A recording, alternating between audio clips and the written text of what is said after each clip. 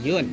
So, anong nafe-feel mo na mas hindi na push yung sa inyo ni Camille love team after PBB?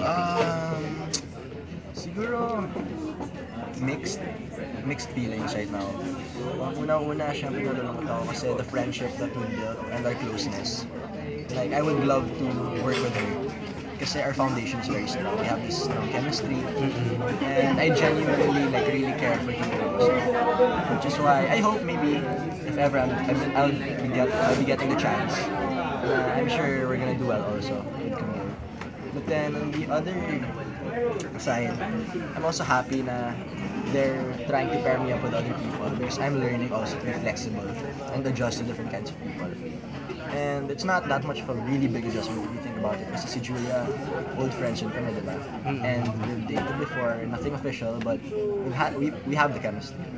And I hope we were able to show that in Once Upon a Time last Sunday. Yeah, that's great. Thank you. But then yun, we're happy. I'm happy for some reasons, and I'm also sad. Ano kayo ngayon ni Camille? Camille, we're just really close friends. Yun lang. Okay, so hindi na tinuloy yung meron na sa PBB? No. Okay. May awkwardness ba between Julia since you dated before? No. Wala. Kamusta yung working relationship? Very fun. Very, very fun. Julia and I are actually getting closer after every taping. And we're just really comfortable.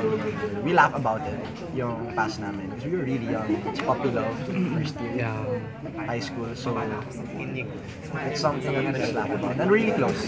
We really get along. So that's fun.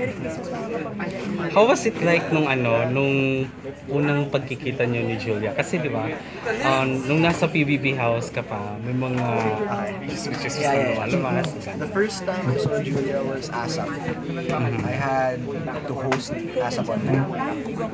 Tapos, nauna ako, and then napansin ko, she was behind me. Obviously, she wasn't coming up to me, I was the guy. Sige lang. So I went to her, I said, "Hey Julia, how are you? How's everything?" And talagang, I went up to her. And she was really nice, she was really welcoming. And then she was convincing me to stop my old school, focus on work kasi tingin niya, we're really gonna click if ever we were together. And we were actually given the chance. And up to now actually, she still convinces me na sabay na tayo mag-aral next year, focus muna tayo dito. Yun, like, it wasn't awkward talaga. Tawanan agad kami the first time we bumped into each other. So, pero among